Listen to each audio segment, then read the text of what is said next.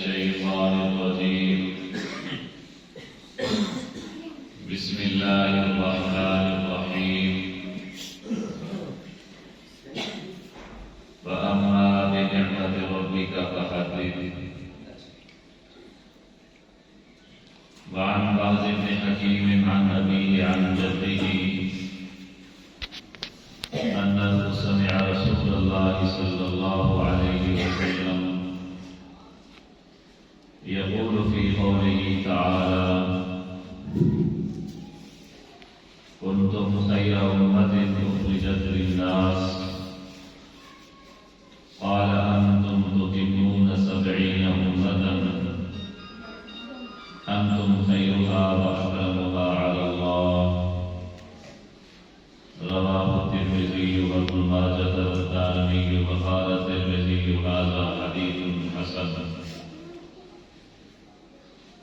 صدق الله العظيم وصدق رسوله النبي الأمين الرؤوف الكريم ونحن على ذلك لمن الشاهدين والشاكرين والحمد لله رب العالمين.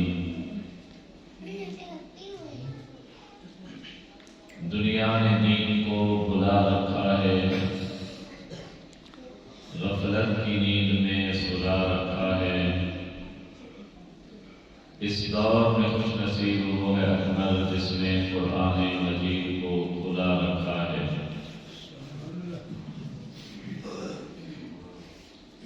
انتہائی واجب الاحترام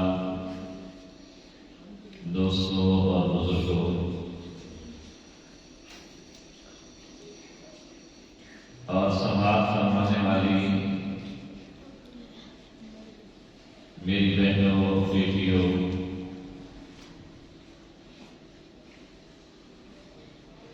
آج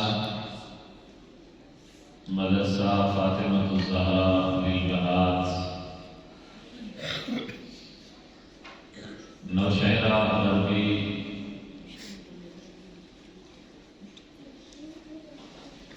کے اندر جو سارا سال قرآن، حدیث، فقہ، صرف و نحو کی کتابوں کی تعلیم جاری رکھی گئی،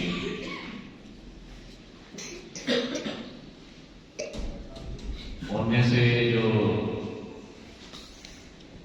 منتہا درجہ موقوف علیہ، جس کے اندر حدیث کی اہم اور مشہور اور مقبول کتاب مشکوٰۃ شریف، جس کا پورا نام مشکوٰۃ المصابیح ہے، آج اس کی آخری حدیث کا درس ہے. اللہ تبارک و تعالی سے دعا ہے اللہ پاک اس ادارے کو اپنی بارگاہ میں قبول فرمائے، اور جو بچیاں اس ادارے میں پڑھ رہی ہیں اللہ پاک ان کو مزید اس ادارے سے مستفید ہونے کی توفیق نصیب فرمائے.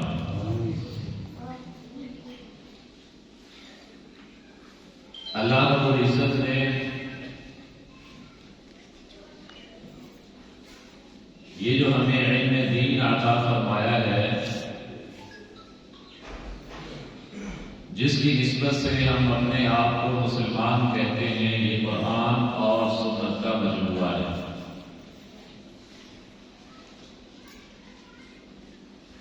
امام بغوی رحمۃ اللہ علیہ نے مصابیح السنہ کے نام سے ایک کتاب لکھی تھی حدیث کی.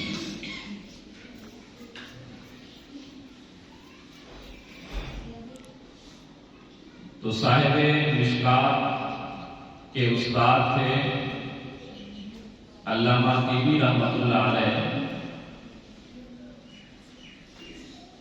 انہوں نے اپنے شاگرد محمد ابن عبداللہ، یہ مشکوٰۃ المصابیح کے مصنف کا نام ہے، یہ ان کے شاگرد تھے. ان کے ذمہ لگایا کہ مصابیح السنہ کی تکمیل کی جائے، جو چیزیں اس میں رہ گئی ہیں اس کو مکمل کیا جائے۔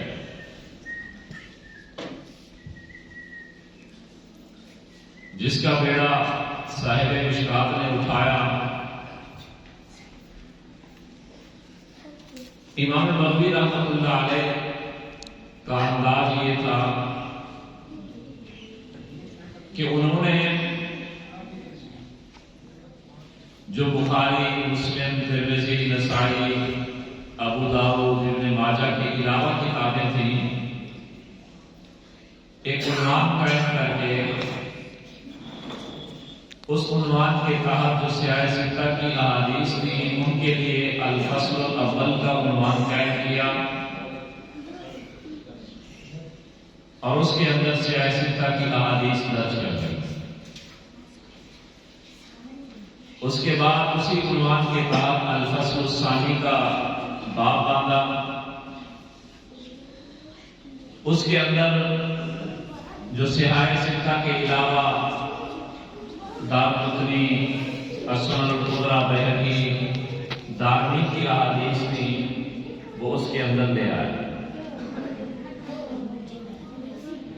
صاحب مشکات نے ایک تیسری فصل کا اضافہ کیا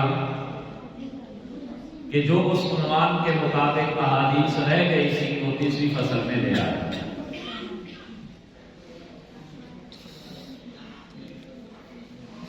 اس لیے بعض اکابرین، خصوصی طور پر میں نام لینا چاہوں گا، ہمارے دارالعلوم دیوبند کے ملتزم گزرے ہیں حکیم الاسلام قاری محمد طیب صاحب رحمۃ اللہ علیہ، انہوں نے ساری زندگی مشکات شریف کا درس کیا، اپنے مدرسے میں مشکات پڑھائی۔ ان سے پوچھا گیا، عرض کیا گیا کہ حضرت آپ بخاری شریف پڑھائیں، آپ مسلم شریف پڑھائیں، جامع ترمذی پڑھائیں، آپ وہ کیوں نہیں پڑھاتے؟ تو حکیم الاسلام قاری محمد طیب صاحب رحمۃ اللہ علیہ نے ارشاد فرمایا کہ تم کوئی بخاری پڑھا رہا ہے، کوئی مسلم پڑھا رہا ہے، کوئی ترمذی پڑھا رہا ہے، کوئی ابو داؤد اور ابن ماجہ پڑھا رہا ہے، میں جو کتاب پڑھاتا ہوں وہ سب کا مجموعہ ہے۔ میری پڑھائی جانے والی کتاب مشکات کے اندر بخاری شریف کی احادیث بھی ہیں، مسلم کی بھی ہیں، ترمذی کی بھی ہیں، ابو داؤد کی بھی ہیں، ابن ماجہ کی بھی ہیں۔ تو گویا تم الگ الگ کتابیں پڑھا رہے ہو، میں وہ تمہاری ساری پڑھائی ہوئی کتابیں پڑھا رہا ہوں۔ تو یہ مشکات شریف ایک احادیث کی جامع مانع کتاب ہے۔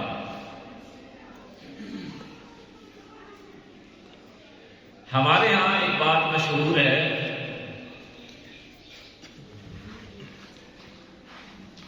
کہ بخاری شریف تمام کتب میں سے اصح ہے، سب سے زیادہ صحیح کتاب ہے۔ یاد رکھنا چاہیے یہ کوئی قرآن و حدیث میں نہیں آیا کہ بخاری شریف سب سے صحیح ترین کتاب ہے۔ یہ کچھ بزرگان دین کا ایک مقولہ ہے، ایک بات ہے، ایک رائے ہے۔ وہی ہمارے جو مشائخ حدیث ہیں، ائمہ کرام ہیں، بہت ساروں کی رائے یہ بھی ہے کہ سب سے زیادہ سند کے اعتبار سے صحیح ترین کتاب موطا مالک ہے۔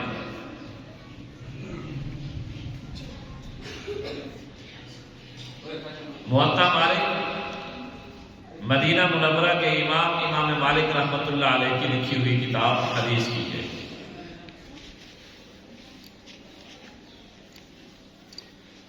تو مشکات شریف کی آخری حدیث، پہلی جلد کی جو حدیث آخری ہے، غالباً اس کے راوی سیدنا انس رضی اللہ تعالیٰ عنہ ہیں. اس کے اندر نبی پاک صلی اللہ علیہ وآلہ وسلم کا فرمان ہے من قطع میراث وارثہ قطع اللہ میراثہ من الجنہ، کہ جس آدمی نے اپنی میراث میں سے کسی وارث کو کاٹ دیا، کسی وارث کو حق نہ دیا، کسی وارث کو عاق کر دیا، لا تعلق کر دیا. بعض جگہ پر کوئی بیٹا نافرمان ہوتا ہے، باپ اس کی ساری جائیداد دوسرے کو دے دیتا ہے، مسجد مدرسے میں دے دیتا ہے اگر زیادہ نیک باپ ہو، تاکہ بیٹے کو نہ ملے. بعض جگہوں پر بلکہ اکثر جگہوں پر 80-90% لوگ ایسے ہیں جو اپنی بیٹیوں کو محروم رکھتے ہیں جائیداد سے. تو نبی علیہ الصلوۃ والسلام نے فرمایا من قطع میراث وارثہ، جس آدمی نے اپنی میراث میں سے کسی وارث کو کاٹ کر الگ کر دیا، قطع اللہ میراثہ من الجنہ، جو اس کی میراث اللہ نے اس کے لیے جنت کی رکھی تھی، اللہ اس سے اس کو کاٹ دے گا. یعنی اس کو جنت میں کوئی حصہ نہیں ملے گا، کوئی حق نہیں ملے گا.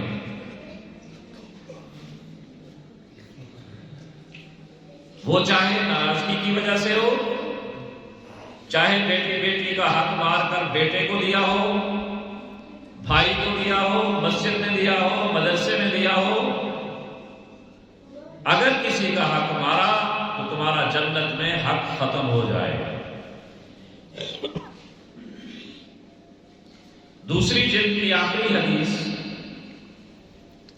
حضرت بہز بن حکیم رضی اللہ تعالی عنہ سے روایت ہے. یہ بھی یاد رکھنا چاہیے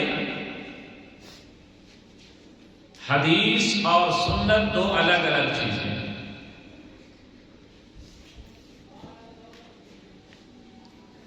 اس فرق کا اندازہ آپ اس بات سے لگائیں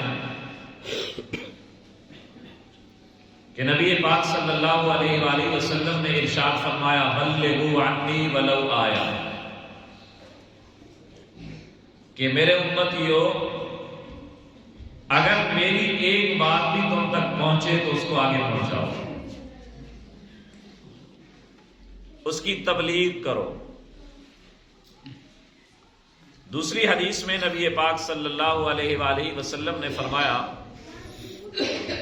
نظر اللہ امرأ سمع مقالتی فحفظها فوعاها وأدها كما سمع او كما قال علیہ الصلاۃ والسلام، کہ اللہ تعالی اس آدمی کو تر و تازہ رکھے جس نے میری ایک بات سنی اور اس کو اسی طریقے سے بغیر کمی پیشی کے آگے پہنچایا. اب دیکھیں دونوں احادیث میں نبی علیہ الصلوۃ والسلام نے اپنی فرمائی ہوئی بات کو پہنچانے کا حکم دیا ہے.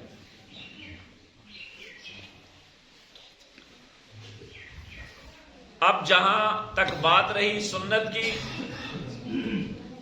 اب حضور پاک صلی اللہ علیہ وآلہ وسلم نے فرمایا من احیا سنتی عند فساد امتی فلہ اجر 100 شہید، جس نے میری ایک سنت کو زندہ کیا فساد امت کے زمانے میں، اس کو 100 شہید کا ثواب، یعنی سنت پر عمل کرنے کا، سنت کو پہنچانے کا نہیں ہے، سنت پر عمل کرنے کا ہے. اور حدیث میں نبی پاک صلی اللہ علیہ وآلہ وسلم کا ارشاد ہے، انہیں بالیں کو کون چوک کر ویسے سے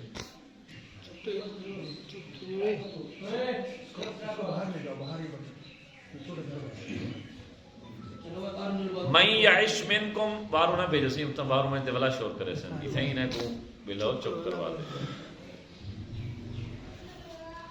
نبی پاک صلی اللہ علیہ وآلہ وسلم نے فرمایا من یعش منکم بعدی فسیری اختلافا کثیرا، کہ لوگوں جو تم میں سے میرے بعد دنیا میں زندہ رہے گا، فسیری اختلافا کثیرا، بہت سارا اختلاف دیکھے گا۔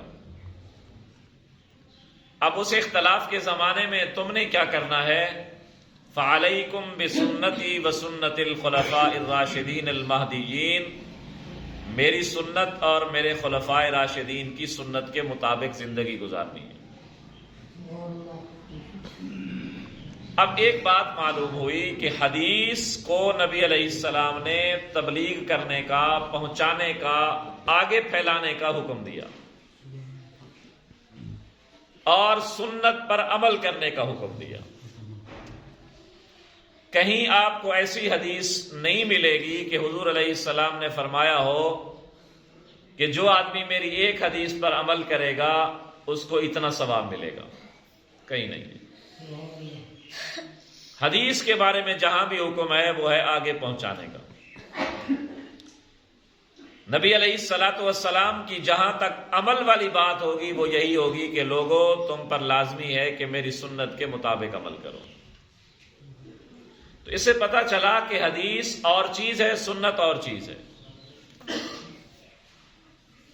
حدیث پر ایمان لانا، حدیث کو پھیلانا، حدیث کی تبلیغ کرنا ضروری ہے۔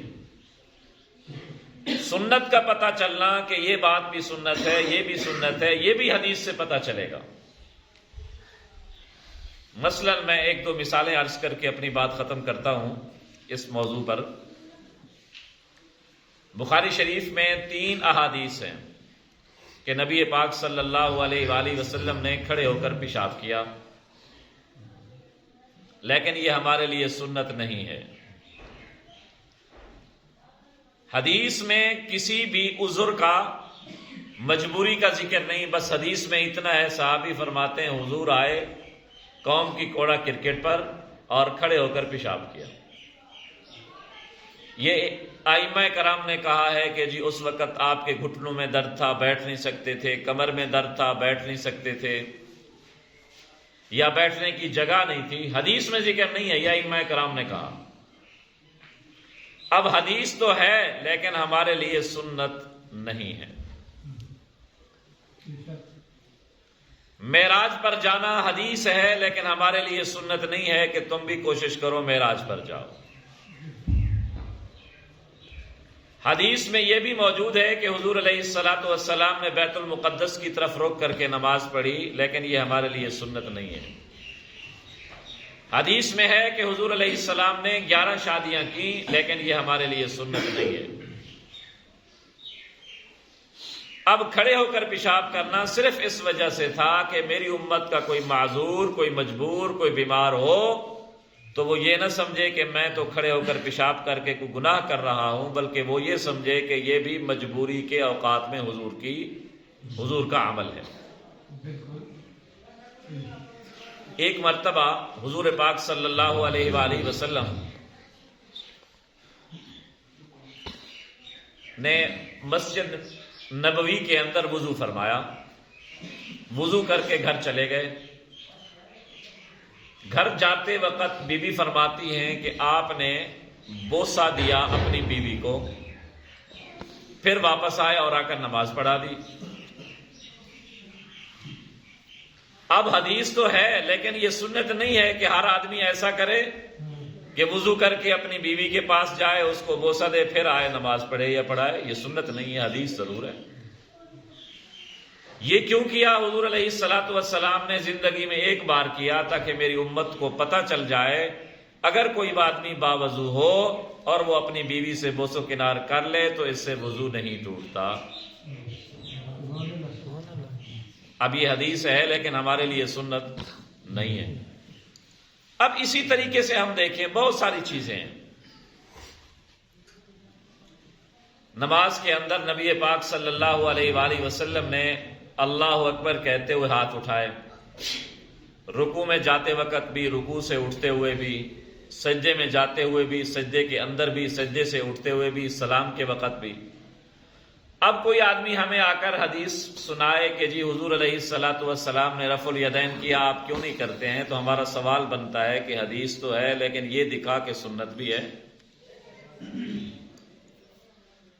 سنت کا حدیث کا مطلب یہ ہوتا ہے کہ حضور علیہ الصلوۃ والسلام نے کبھی کوئی کام کیا ہو وہ حدیث کے اندر آ جائے گا، چہ جائے کہ بعد میں اس پر عمل چھوڑ دیا گیا ہو، حدیث منسوخ ہو گئی ہو سکتا ہے، لیکن سنت اسے کہتے ہیں جو کام حضور اکرم صلی اللہ علیہ وسلم نے ہمیشہ کیا ہو، بطور عادت کے کیا ہو، وہ سنت ہے۔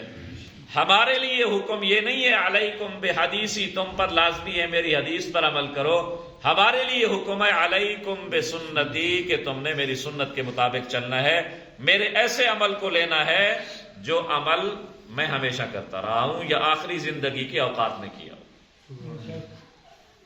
جیسے ابو داؤد شریف کی حدیث ہے، حضور پاک صلی اللہ علیہ وآلہ وسلم کے صحابی خلیفہ راشد سیدنا علی المرتضی رضی اللہ تعالی عنہ کا فرمان ہے، ان من سنت الصلاۃ، کہ نماز کی سنتوں میں سے ایک سنت یہ ہے۔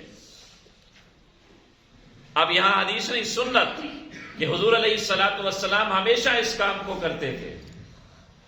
وضع الکف علی الکف فی الصلاۃ تحت السرہ، کہ اپنے دائیں ہاتھ کو بائیں ہاتھ پر رکھ کر ناف کے نیچے باندھا، یہ نبی پاک صلی اللہ علیہ وسلم کی سنت ہے۔ ہم میں سے دیکھیں کچھ لوگ اپنے ہاتھوں کو دوسرے ہاتھ پر رکھ کر سینے پر باندھے ہوئے ہوتے ہیں، پیٹ پر باندھے ہوئے ہوتے ہیں، دل میں کیا ہوتا ہے کہ جی نیچے تو جگہ ناپاک ہے، ناف کے نیچے والی جگہ تو ناپاک ہے۔ میں نے ایک ساتھی سے پوچھا کہ یہ ناپاک جگہ کہاں تک ہے؟ وہ کہتا ہے کہ جی گھٹنے تک۔ میں نے کہا پھر اتحیات پڑھتے ہوئے تم کیوں ہاتھ اپنی رانوں پر رکھتے ہو؟ پھر اس وقت بھی تم اپنے ہاتھ اپنے سر پر رکھو۔ حالانکہ اگر کوئی جگہ بھی ناپاک ہوتی نماز کے اندر تو نماز نہ ہوتی۔ یہ سطر ضرور ہے لیکن ناپاک تو نہیں ہے جگہ۔ سطر کا مطلب یہ ہے کہ نماز کے اندر ہم نے اس کو چھپانا ہے۔ اگر ہم اس کو ظاہر کریں گے تو ہماری نماز نہیں ہوگی، ہمارا سطر کھلا رہے گا۔ اسی طرح حدیث میں ہے کہ حضور پاک صلی اللہ علیہ وسلم نے نماز پڑھائی، صحابہ کرام نے آپ کے پیچھے فاتحہ پڑھنے کی بھی حدیث مل جائیں گی، سورت پڑھنے کی بھی حدیث مل جائیں گی، لیکن حدیث میں تو ضرور ہے جو آدمی ایسی حدیث دکھائے اس کو کہو کہ کیا حضور علیہ السلام کا یہ آخری عمل ہے؟ صحابہ کرام کا آخری عمل ہے، سنت ہے؟ جبکہ میں دیکھتا ہوں حضرت عبداللہ ابن عباس رضی اللہ تعالی عنہ کی روایت ہے، حضور علیہ السلام کا فرمان ہے کہ مروا ابا بکر فلیصلی بالناس، میں بیمار ہوں، ابو بکر کو کہو نماز پڑھائے۔ حضرت ابو بکر صدیق رضی اللہ تعالی عنہ نماز پڑھانے چلے گئے، پیچھے حضور تشریف لے آئے، صحابہ کرام نے اشارے سے بتا دیا، ابو بکر صدیق رضی اللہ تعالیٰ عنہ پیچھے ہٹنے لگے۔ حضور نے فرمایا مکانک، اپنی جگہ پر کھڑے رہو۔ اس سے پتا چلا کہ یہ مصلی کا وارث حضور کے بعد بغیر فاصلے کے سیدنا صدیق اکبر۔ حضرت ابو بکر صدیق رضی اللہ تعالیٰ عنہ پیچھے ہٹ گئے، تھوڑا سا حضور مصلی پر آئے، بیٹھ کر نماز پڑھائی۔ حضور کی آواز دھیمی تھی بیماری کی وجہ سے، حضور کی آواز سن کر ابو بکر صدیق تکبیر کہتے، ابو بکر کی تکبیر سن کر صحابہ تکبیر کہتے۔ اب سوال پیدا ہوتا ہے کہ جب حضور آئے، ابو بکر صدیق قرات کر رہے تھے، فاتحہ ختم کر چکے تھے، تو کیا اگر ہر کسی پر، مقتدی پر بھی، امام پر بھی فاتحہ پڑھنی لازمی ہوتی تو حضور علیہ السلام فاتحہ شروع سے پڑھتے کہ فاتحہ کے بغیر نماز نہیں ہوتی؟ لیکن ابن ماجہ کے الفاظ ہیں فاستفتح النبی صلی اللہ علیہ وسلم من حیث انتہا ابی بکر من القرآن، کہ حضور علیہ السلام نے ابو بکر کی قرات کو بحیثیت امام کافی سمجھا اور اپنی قرات وہاں سے شروع کی جہاں سے ابو بکر صدیق رضی اللہ عنہ ختم کر چکے تھے۔ تو اس سے مسئلہ نکلا کہ آپ کا آخری جو عمل تھا وہ یہی تھا کہ امام کی قرات مقتدی کو کافی ہو جاتی ہے۔ یہی وجہ ہے بخاری کی حدیث ہے اذا قال الامام غیر المغضوب علیہم ولا الضالین، غیر المغضوب علیہم ولا الضالین امام پڑھے فقولوا آمین، مقتدیو تم نے آمین کہنا ہے۔ اب حضور نے بتا دیا کہ آمین بھی کس طرح، فمن وافق قوله قول الملائکہ، تعمین الملائکہ، کہ جب امام والضالین کہتا ہے فرشتے بھی آمین کہتے ہیں، اے مقتدیو تم بھی آمین کہا کرو، لیکن جس کی آمین فرشتوں کی آمین جیسی ہو اس کے گناہ معاف۔ اب فرشتوں کی آمین بھی ایسا ہوتی ہے، ہم نے بھی ایسا آمین کہنی ہے تاکہ ہماری آمین فرشتوں کی آمین کے موافق ہو اور ہمارے گناہ معاف ہو جائے۔ تو یہ مطلب ہے حدیث کا۔ اب جس طرح نماز کے اندر ہاتھ اٹھانا ہے، رفع الیدین کرنا ہے، اب کوئی آدمی اگر حدیث دکھائے کہ بخاری کے اندر ہے کہ حضور علیہ السلام نے رکوع جاتے اٹھتے ہاتھ اٹھائے، رفع الیدین کیا، تو ہمارا سوال ہوگا کہ کیا حضور کا آخری عمل ہے؟ کیا یہ سنت ہے؟ کیا حضور نے ہمیشہ اس عمل کو کیا ہے؟ جبکہ آپ بخاری شریف 102 صفحے پر کرنے کی حدیث ہے تو 114 پر نہ کرنے کے لیے، مسلم شریف 162 پر کرنے کی ہے تو مسلم شریف 182 پر نہ کرنے کے لیے، بلکہ امام ترمذی رحمۃ اللہ علیہ ایک ہی صفحے پر پہلے کرنے کی پھر نہ کرنے کی لے کر آخر میں فرماتے ہیں کہ اسی پر اکثر اہل علم صحابہ کرام کا اسی پر عمل ہے۔ اور امام نسائی رحمۃ اللہ علیہ نے تو باب باندھ دیا ترک و ذالک کے رفع الیدین پر عمل چھوڑ دیا گیا۔ تو حدیث اور چیز ہے، حضور نے کبھی کوئی عمل کیا حدیث میں آ جائے گا، لیکن ہمارے لیے حکم ہے کہ ہم نے عمل سنت کے مطابق کریں۔ اب حضور پاک صلی اللہ علیہ وآلہ وسلم کے دور میں عورتیں جایا کرتی تھی مسجد کے اندر نماز پڑھنے کے لیے، لیکن کچھ شرائط تھی۔ شرط یہ تھی کہ عورتیں باہر بیٹھیں، آخر میں بیٹھیں، عورتوں کے ساتھ مرد کوئی نہ کھڑا ہو، جب وہ گھر سے نکلے خوشبو لگا کر نہ آئے، زیورات پہن کر نہ آئے، باتیں کرتے ہوئے نہ آئے، ان کی باتوں کا بھی پردہ ہے۔ یہ ساری شرائط کے ساتھ ہی جب امام سلام پھیرے پہلے عورتیں جائیں پھر مرد باہر نکلے۔ اب یہ ساری چیزیں چل رہی تھی۔ بخاری شریف کی حدیث ہے اما سیدہ عائشہ صدیقہ رضی اللہ تعالی عنہا نے نبی پاک صلی اللہ علیہ وسلم کے وصال کے بعد عورتوں کو روک دیا گیا مسجد میں آنے سے۔ اما عائشہ فرماتی جب حضور پاک صلی اللہ علیہ وسلم کے وصال ہوا فوراً آپ نے حضور کا منشا بیان کیا۔ اب عائشہ فرماتی ہیں کہ اگر آج حضور ہوتے اور ہمارے حالات دیکھتے اور ہماری ان چیزوں کو بے پردگی کو دیکھتے تو ایسے عورتوں کو مسجد میں آنے سے روک دیتے جیسے بنی اسرائیل کی عورتوں کو مسجد میں آنے سے روک دیا۔ اب وہ شرائط پر عمل نہیں ہو رہا، بے پردگی عام ہوتی ہے، تو اس لیے اب ہمارے لیے حکم کیا ہے؟ علیکم بسنتی وسنت الخلفاء الراشدین، کہ میری سنت پر عمل کرنا ہے اور میرے خلفاء راشدین کی سنت پر عمل کرنا ہے۔ حضور کا دور امانت والا تھا، حضور کے دور میں عورتیں صحابیات ہوا کرتی تھی، حضور کے دور میں مرد صحابی ہوا کرتے تھے۔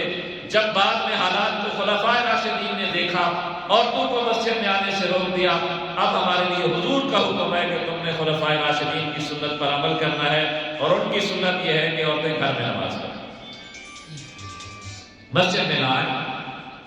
بلکہ حضور کے دور میں ایک عورت ہے حضرت ام حمید الساعدیہ، وہ آتی ہیں حضور علیہ السلام سے پوچھتی ہیں کہ اللہ کے رسول میری خواہش ہے کہ میں آپ کی مسجد میں آپ کے ساتھ جماعت کے اندر نماز پڑھوں، تو کیا اس کے اندر کوئی حرج تو نہیں ہے؟ حضور علیہ الصلوۃ والسلام نے روکا تو نہیں، اتنی فرما دیا کہ میری مسجد میں نماز پڑھنے سے بہتر یہ ہے کہ تم اپنے بستی اور محلے کی مسجد میں نماز پڑھو، وہاں رش کم ہوتا ہے۔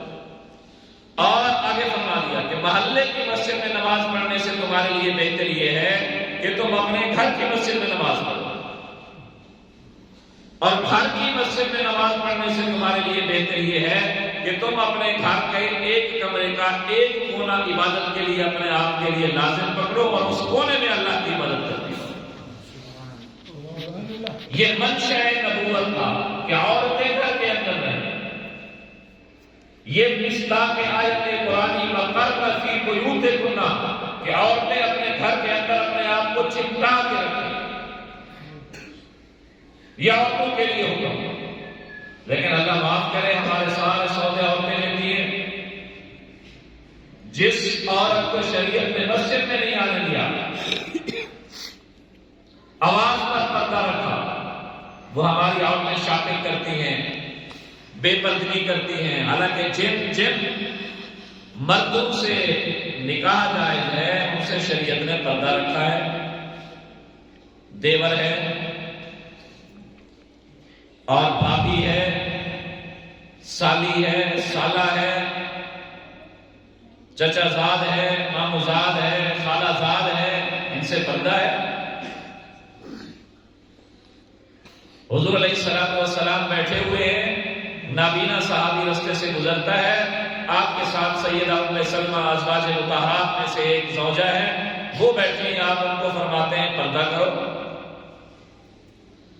ام المؤمنین فرماتی ہیں وہ تو نابینا ہے، آپ نے فرمایا وہ نابینا ہے، تم تو نابینی نہیں ہو۔ کیا مانا؟ کہ جس طرح مرد پر لازم ہے کہ اس کی نگاہ غیر محرم عورت کے چہرے پر نہ پڑے، عورت پر بھی لازم ہے کہ اس کی نگاہ غیر محرم مرد کے چہرے پر نہ پڑے۔ یہ اس وقت ہو سکتا ہے جب عورتیں گھر سے باہر نہ نکلیں۔ تو یہ ہے حدیث اور سنت۔ تو ہم نے عمل سنت پر کرنا ہے۔ سنت اسے کہتے ہیں جو کام حضور علیہ السلام نے ہمیشہ کیا ہو یا آخری وقت میں کیا ہو۔ آپ نے آمین کہی ہے بلند آواز سے، کس لیے؟ تاکہ پیچھے جو نئے نئے مسلمان ہو کر لوگ آتے ہیں، وہ پہلی نماز دوسری میں شریک ہیں، مسافر کوئی آیا ہوا ہے، ان کو پتہ چلے کہ یہاں آمین کہی جاتی ہے۔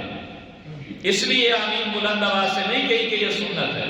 آپ کا ہمیشہ والا معمول آہستہ آمین کہنے کا تھا، کیونکہ آمین دعا ہے، اور دعا کے بارے میں قرآن کا حکم ہے ادعوا ربکم تضرعا وخفیا، کہ اے ایمان والو اپنے رب سے عاجزی اور آہستہ دعا کیا کرو۔ دعا آہستہ کہنے کا حکم ہے قرآن مجید۔ تو اس لیے صاحب مشکات یہ حدیث کی کتاب ہے۔ حدیث کے اندر حدیث کی جتنی بھی کتابیں، بخاری، مسلم، ترمذی، ان کے جو مصنفین تھے ان کا مقصد تھا حدیثیں جمع کرنا۔ یہ مقصد نہیں تھا کہ اس پر عمل باقی رہا تو ہم اس حدیث کو لیں گے، لکھیں گے، اگر عمل باقی نہیں رہا تو اس کو چھوڑ دیں گے، ایسا نہیں۔ جیسے میڈیکل سٹور والے کو اس سے غرض نہیں ہوتی کہ یہ جو میں دوائی لے رہا ہوں، یہ جس مرض کی دوائی ہے وہ مرض ہمارے علاقے میں ہے یا نہیں ہے، اس کا مقصد ہے کہ میرے پاس دوائی ہونی چاہیے، ہو سکتا ہے کبھی یہ مرض پیدا ہو جائے۔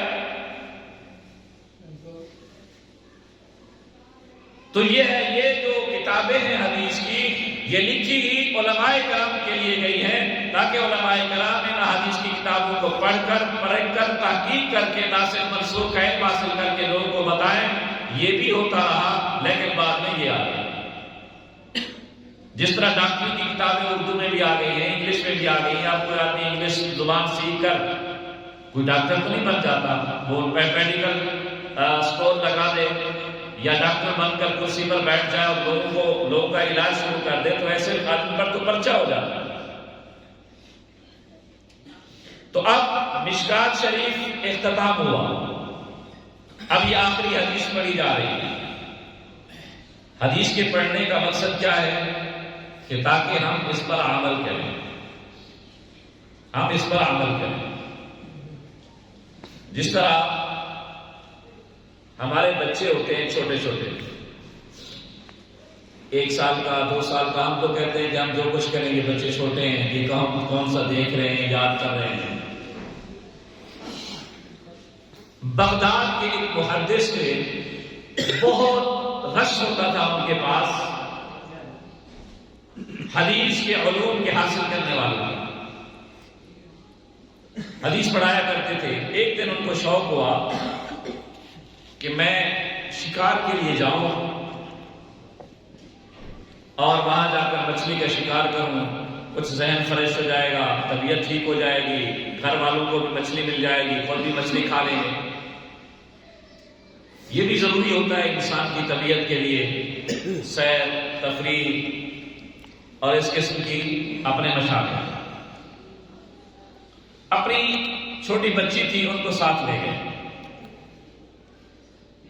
اب یہ اس دریا تھا یا جو بھی پانی کا تالاب تھا اس کے اندر چلے گئے۔ وہاں جا کر ایک مچھلی کو پکڑا اور جا کر اپنی بیٹی کو دے دیا کہ بیٹی اس کو سنبھال رکھنا۔ پھر دوسری، پھر تیسری، پھر چوتھی، پھر 5ویں۔ جب تھک گئے اور محسوس کیا کہ اب ہمارے کھانے کے لیے یہ کافی ہے مچھلی، تو اب باہر نکلے کہ اب مچھلی تو بہت ہو چکی ہے، اب شکار کافی ہے، جاتے ہیں گھر۔ بچی سے پوچھا کہ بیٹی کتنی مچھلیاں ہو گئی ہیں؟ بچی نے کہا 1 بھی نہیں ہے۔ انہوں نے کہا اس کا کیا مطلب 1 بھی نہیں ہے؟ میں تو تھک گیا ہوں، پکڑ پکڑ کر آپ کی طرف میں پھینکتا رہا کہ اس کو پکڑ لو تاکہ ہم گھر جائیں گے، اس کا کھانا بنائیں گے، اور تو کہتی ہے کہ 1 بھی نہیں ہے۔ وہ باہر نکلے بڑے غصے سے کہ بیٹی کیا کر دیا تم نے اس کو، مچھلی کہاں گئی اتنی؟ وہ کہنے لگی ابا جان ایک بات کہوں، ناراض تو نہیں ہوگے؟ نے کہا نہیں۔ نے کہا میں نے آپ سے ہی سنا تھا، جواب غور سے سنا، میں نے آپ سے ہی سنا تھا، آپ فرما رہے تھے ایک دن درس حدیث میں کہ وہ مچھلی شکاری کو مل جاتی ہے، شکار کے اندر پھنس جاتی ہے جو اللہ کی ذکر، اللہ کی یاد سے غافل ہوتی ہے۔ آپ نے بھی ایک بات ارشاد فرمائی تھی، تو میں نے سوچا کہ یہ جو مچھلی ابا جان شکار کر کے لائے ہیں یہ تو اللہ کے ذکر سے غافل ہے، تو غافل مچھلی کو کیا کھانا ہے؟ میں نے اس کو دوبارہ دریا کے اندر چھوڑ دیا۔ اب 1 بھی نہیں ہے مچھلی۔ تو اس کا کیا مطلب ہوا کہ ہماری جو چھوٹے چھوٹے بچے ہوتے ہیں، بچیاں ہوتی ہیں، یہ ہمارے ہر قول عمل کو لیتی ہیں، چھوڑتی نہیں ہیں، یاد کرتی ہیں۔ اگر آج ہم نماز نہیں پڑھیں گے تو ہم کبھی یہ نہیں کر سکتے کہ اپنے بچوں کو یہ کہیں کہ جی نماز پڑھو پڑھو پڑھو، وہ پڑھنے لگ جائیں گے، ایسا کس لیے ہوگا؟ ہم گانے سنیں اور اپنے بچوں کو کہیں کہ جی گانے نہ سنیں، یہ ایسا کس لیے ہو سکتا؟ ہم گالیاں نکالیں، بچوں کو کہیں کہ جی گالیاں نہ نکالو، ایسا ہرگز نہیں ہو سکتا۔ بچے جو ہمیں کرتا دیکھیں گے، جو ہمیں کہتا دیکھیں گے، وہ اس کو یاد کریں گے۔ تو کیوں نہ ہمارا گھر جنت بنے، ہمارے گھر میں قرآن کی تلاوت ہو، ہمارے گھر میں نماز ہو۔ بچوں کا ذوق دیکھیں۔ ایک صحابیہ تھی، اپنے پوتے کو لے کر بازار میں گئی سامان لینے کے لیے، چھوٹا بچہ تھا۔ وہ جس طرح بچوں کی عادت ہوتی ہے کہ جو بڑوں کے ساتھ اگر کہیں جائیں تو کبھی ادھر منہ ماریں گے، کبھی ادھر بھاگ جائیں گے، کبھی ادھر بھاگ جائیں گے، شرارتیں حرکتیں کرنا بچوں کی ایک عادت ہوتی ہے۔ تو وہ بچہ سیدھا چلا گیا مسجد نبوی۔ حضور کا زمانہ تھا، حضور منبر پر تشریف فرما تھے اور بیان فرما رہے تھے۔ اس دن کی آیت مبارکہ نازل ہوئی، یا ایھا النبی قل لازواجک وبناتک ونساء المؤمنین، اے نبی ایمان والی عورتوں کو، اپنی بیٹیوں کو، اپنی ازواج کو کہہ دو،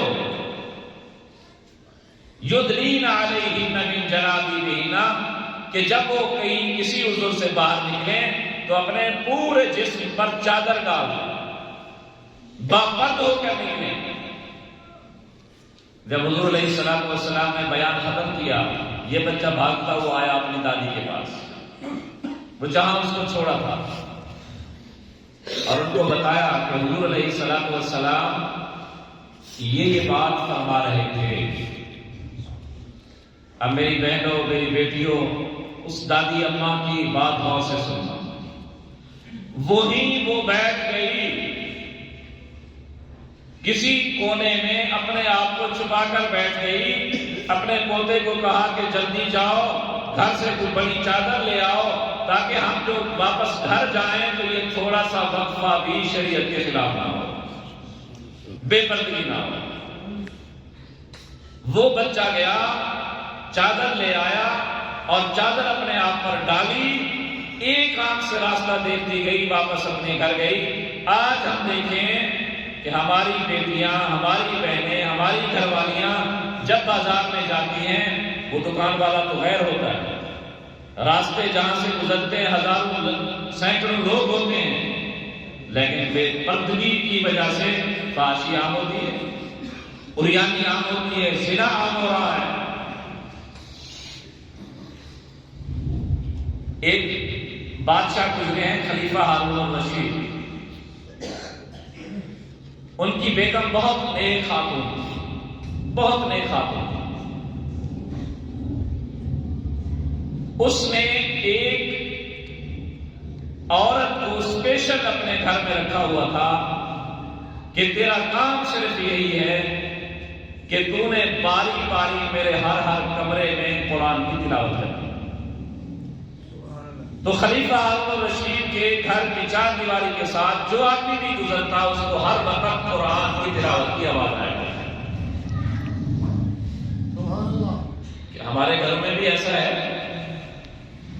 کیا؟ ہمارے گھروں میں ہمیشہ گانے کی آواز تو نہیں، گالیوں کی آواز تو نہیں، غیبت کی آواز تو نہیں، ایک دوسرے سے لڑنے جھگڑنے کی آواز تو نہیں؟ یہ اس لیے ہے کہ ہمیں قرآن پڑھنے کا وقت نہیں ہے۔ جب ملکہ زبیدہ فوت ہوئی، کسی نے ان کو خواب میں دیکھا کہ اللہ نے کیسا معاملہ کیا آپ کے ساتھ، کہا اللہ نے مجھے بخش دیا۔ ہر عورت کی خواہش یہ ہونی چاہیے کہ میں جب اللہ سے ملاقات کروں مرنے کے بعد تو میرا اللہ مجھ سے راضی ہو۔ تو اس نے سوال کیا کہ بی بی کس عمل کی وجہ سے اللہ نے آپ کو بخشا؟ انہوں نے کہا 2 کام کی وجہ سے۔ پہلا کام عرفات، مینا، مزدلفہ، حاجیوں کے لیے پانی کا انتظام نہیں ہوتا تھا، میں نے نہر کھدوائی تھی، زبیدہ نہر جس کا نام مشہور ہے، آج بھی اس کے اثرات باقی ہیں۔ وہ نہر میں نے کھدوائی۔ ایک تو وہ کام اللہ کو ایسا پسند آیا کہ اللہ نے میری بخشش فرما دی، اور دوسرا کام کہ جب اذان کی آواز آیا کرتی تھی، مؤذن اذان دیتا تھا، اگر میرے سر پر دوپٹہ نہیں ہوتا تھا، میں گھر میں ہوتی تب بھی میں اس دوپٹے کو لے کر اپنے سر کو چھپا لیتی۔ آج ہمارے گھر میں تو اذان کا لحاظ بھی نہیں کیا جاتا، اذان ہو رہی ہوتی ہے، ہم جھگڑ رہے ہوتے ہیں، گالیاں نکال رہے ہوتے ہیں، گانے چل رہے ہوتے ہیں، گانے بھی بند نہیں ہوتے۔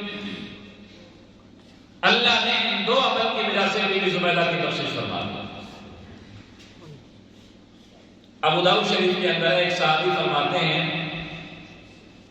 کہ جب میں رات کو سفر کر رہا ہوں، اگرچہ میں نے اشعری قبیلہ کے گھروں کو نہ دیکھا ہوا ہو، تب بھی میں پہچان لیتا ہوں کہ یہ گھر اشعری قبیلے میں سے کسی آدمی کا ہے۔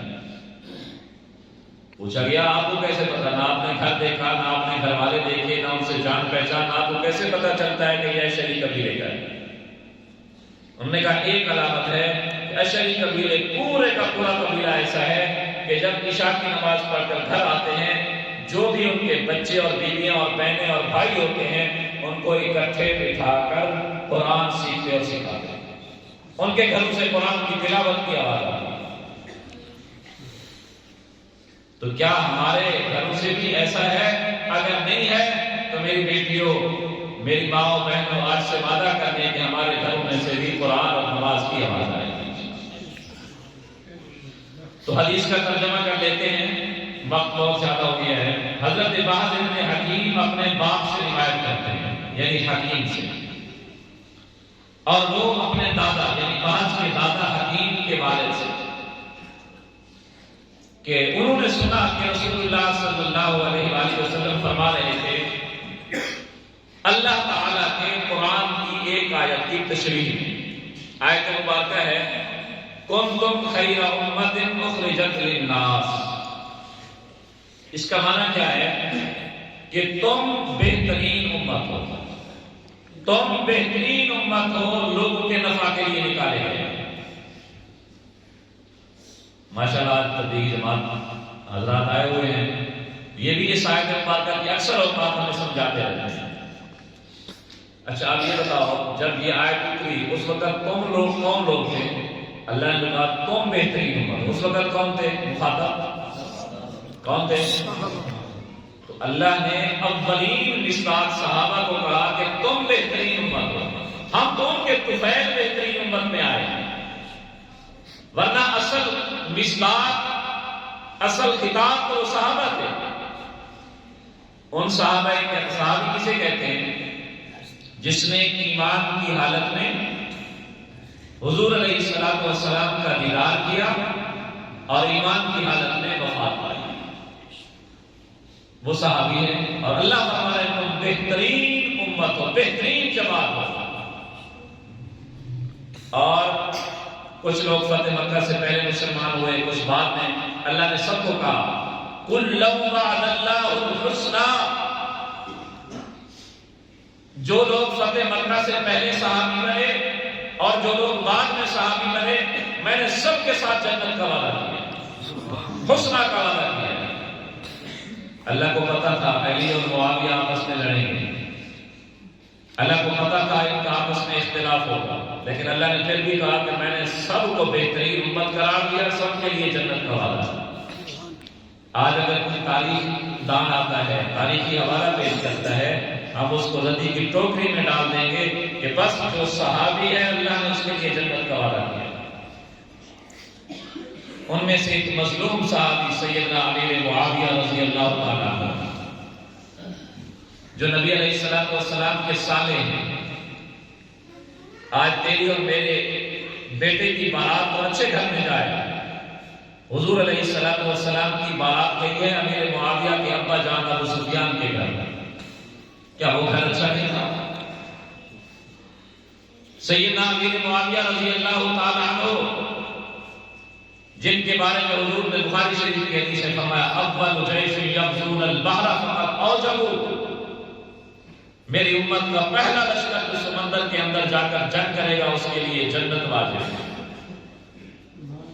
حضرت امیر معاویہ وہ پہلے شخص ہیں جنہوں نے باہری لشکر تیار کر کے، باہری بیڑا بنا کر باہر کے اندر سمندر کے اندر جنگ کی، جن کے اندر ترمذی شریف میں حضور نے دعائیں کی، اے اللہ اس کو ہادی بنا، اس کو مہدی بنا، اس کو جہنم کے عذاب سے بچا، اس کو اچھی حکمرانی نصیب فرما۔ ان کی وفات اسی مہینہ رجب کی 22 تاریخ کو ہوئی۔ ہماری اکثر عورتیں 22 رجب کو کنڈو کے نام پر، فاتحہ کے نام پر، ایصال ثواب کے نام پر غلط بتایا گیا ہے کہ جی امام جعفر صادق کی پیدائش ہے یا وفات ہے، ہم ان کے ایصال ثواب کے لیے یہ کام کرتے ہیں۔ ہرگز ایسا نہیں ہے، یہ صرف اور صرف دشمنان صحابہ کی ایک سازش ہے کہ انہوں نے اس وفات والے دن کو، امیر معاویہ کی وفات کی خوشی میں اس رسم کو ایجاد کیا، اور ہمارے بھولے والے مسلمان اس کو کر رہے ہیں۔ اگر ایصال ثواب کرنا ہے، امام جعفر کا کرنا ہے یا کسی کا بھی کرنا ہے، اور دن بہت ہے، کیا کل کو قیامت والے دن محمد مصطفیٰ کو کیا کچھ دکھاؤ؟ تو یہ آیت جب نازل ہوئی تو حضور علیہ الصلوۃ والسلام نے فرمایا اس آیت کے بارے میں انتم تتمون 70 امہ، کہ اے میری امت کے لوگوں تم 70 امتوں کی تکمیل کرنے والے ہو، تم 70 امتوں کی تکمیل کرنے والے ہو۔ حالانکہ حضور علیہ الصلوۃ والسلام سے پہلے کتنے نبی گزرے؟ 1,24,000 کا وہ پیش ہم لے آئے گا۔ حضور فرما رہے ہیں تم 70 امتوں کی تکمیل کرنے والے ہو. اس سے تو پتہ چلتا ہے پہلے 70 امتیں گزری ہیں. محدثین کرام فرماتے ہیں عرب کے اندر ایک دستور تھا، جب کسی چیز کی کثرت کو بیان کرنا ہوتا تھا تو جملہ کہہ دیتے تھے کہ تم 70 ہو یا وہ 70 تھے. 70 کا مقصد یہ نہیں ہوتا تھا کہ وہ 70 ہی ہوتے تھے، مقصد یہ ہوتا تھا کہ وہ بہت زیادہ تھے جن کا شمار نہ ممکن ہے. یہ مقصد کثرت کو بیان کرنا ہے، حد کو بیان کرنا ہے.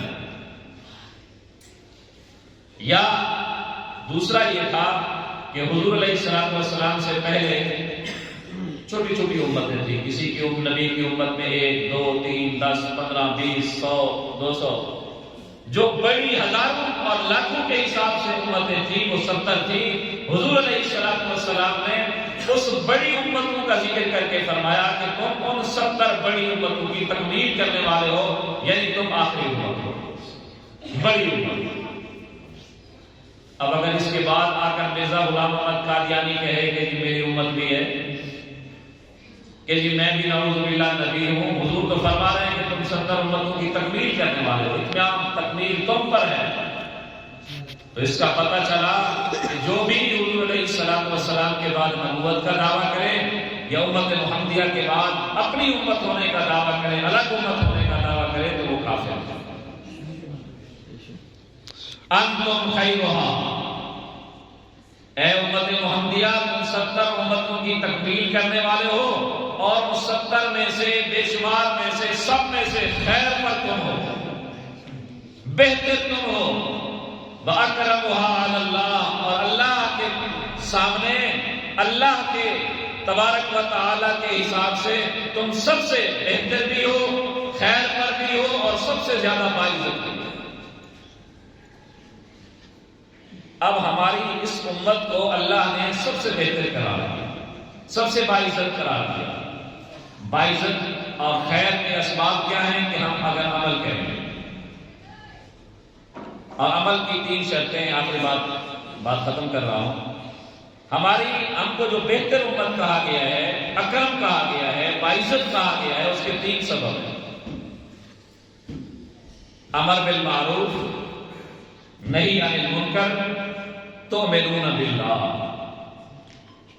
نیکی کا حکم کرو، برائی سے روکو، اللہ کی توحید پر ایمان لے. کوئی آدمی توحید پر ایمان نہیں لاتا وہ بہتر امت نہیں ہے. کوئی آدمی نیکی کا حکم نہیں کرتا وہ بہتر امت نہیں ہے. کوئی آدمی برائی دیکھ کر برے کام سے نہیں روکتا وہ بہتر امت نہیں ہے. آج ہمارے گھر میں گانے سنے جا رہے ہوں ہم نہ روکیں، ہمارے گھر والے سود کا کاروبار کر رہے ہو ہم نہ روکیں، ہمارے گھر والے حرام کھا رہے ہو ہم نہ روکیں، ہمارے گھر کی بچیوں کو حصہ نہ ملا اور ہم کو حصہ نہ دیا جا رہا ہو، حرام اپنے خاوند کو اپنے والدین کو نہ روکیں، تو ہم بہترین امت کہلانے کے مستحق نہیں ہیں. ہم بہتر امت تب بنیں گے. اب ہمارے بچے گلیوں میں پیشاب کر رہے ہوتے ہیں کہ یہ کبیرہ گناہ ہے، کہیں نہیں روکا. ہماری عورتیں بھی آتی ہیں گلی کے اندر بچے کو پیشاب کرا کے واپس چلی جاتی ہیں. مردوں نے بھی نہیں روکا. نماز چھوڑ کر بچے بچیاں سوئے ہوئے کوئی نہیں روکتا. اللہ نے جو ہمیں بہتر امت کہا ہے اس کے 3 سبب ہیں. وہ سبب ہمارے اندر پورے ہوں گے تب ہم خیر امت اور افضل امت کہلانے کے مستحق ہوں گے.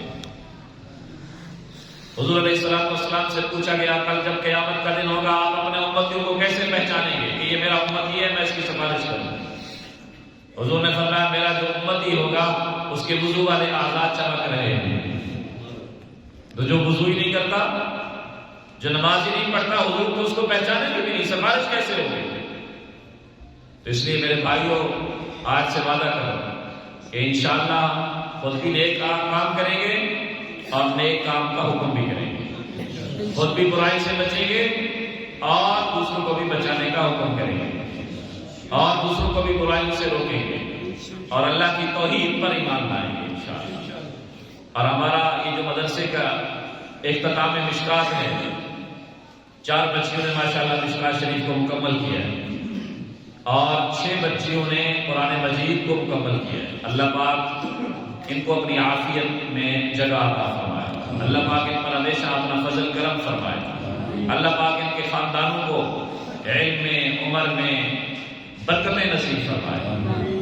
میں سب سے گزارش کروں گا کہ اپنی بہنوں کو، اپنے بھائیوں کو، اپنے والدین کو، اپنے گھر والوں کو اس بات پر تیار کریں ہماری کوئی بچی اور بچہ ایسا نہ رہے جو قرآن نہ پڑھے، کوئی بچی اور بچہ ایسا نہ رہے جس کو تعلیم الاسلام کا نہ آتی ہو، جس کو جنازہ نہ آتا ہو، جس کو وضو غسل کے مسائل نہ آتے ہو۔ یہ ضرور یاد کرنا ہے، اس مدرسہ، یہ مدرسہ اللہ کی بہت بڑی نعمت ہے، اور میں آپ کو بھی کہتا ہوں کہ ان مدرسوں کو غنیمت سمجھو، ان کی قدر کرو۔ آج ہم نے اگر اس کو غفلت میں ٹال دیا اور ان مدرسے والوں نے کہا کہ جب لوگ تو قدر نہیں کرتے، بچوں کو نہیں پڑھاتے، تو ہم بھی اپنا کاروبار کریں، یہ اپنے کاروبار میں لگ جائیں گے، 10 سال کے بعد جو ہمارے بچے ہوں گے ان کو کلمہ، جنازہ اور نماز نہیں آئے گی۔ اگر آج ہمارے بچوں اور بچیوں کو کلمہ، نماز، جنازہ طریقہ آتا ہے تو یہ صدقہ مسجد اور مدرسے کا ہے، اور یہ کسی ایک کی جاگیر نہیں ہے کہ ہم کہیں کہ مولانا فضل الرحمان صاحب تم جانو، خرچہ جانے، تنخواہیں جانے، ہم کیا کریں گے؟ یہ ہم سب نے مل کر اس کو چلانا ہے، ہم سب کی مشترکہ متاع ہے، مشترکہ نفع ہے۔ اگر ہم اس کی طرف خیال رکھیں گے، ہمارا فائدہ ہے، ہمارے بچوں کا فائدہ ہے، آنے والی نسلوں کا فائدہ ہے۔ ایک عورت قرآن پڑھ جائے گی، عالم بن جائے گی، اس کا گھر پورا کا پورا دیندار بن جائے گا۔ صدقہ جاریہ ہے ہمارے لیے۔ ہماری بچی نہیں ہے، ہم ایک بچی کا خرچہ اپنے ذمہ لے لیں، ایک استانی کی تنخواہ اپنے ذمہ لے لیں، سب اپنے ذمہ لے لیں، بلب اپنے ذمہ لے لیں۔ جب عمومی طور پر یہ کہا جاتا ہے تو ہمارے ساتھی کہتے ہیں کہ جی اتنا تو آمدنی ہمارے پاس بھی نہیں ہے کہ ہم 1000 1000 2000 دیں۔ اگر توجہ ہو تو میں ایک طریقہ آپ کو بتاتا ہوں، انشاءاللہ العزیز آپ کم از کم سینکڑوں روپے کے لحاظ سے مدرسے کا ماہانہ تعاون کر سکتے ہیں، مسجد کا تعاون کر سکتے ہیں، سینکڑوں روپے کے لحاظ سے کم از کم۔ اللہ نے آپ سب کو بچے دیے ہوں، جس کو بچے نہیں دیے اللہ پاک ان کو نرینہ اولاد نصیب فرمائے۔ ایک کسی کا ایک بچہ بچی، 2 3 4 5 6 جتنا بھی اللہ پاک نے بچے دیے ہیں، ہر بچے کو کم از کم والد روزانہ کے لحاظ سے 10-20 روپے تو دیتا ہوگا۔ ایک بچے کو 10 روپے، 20 روپے، 30 روپے ہر بچے کو دیتا ہے، روزانہ کے لحاظ سے دیتا ہے۔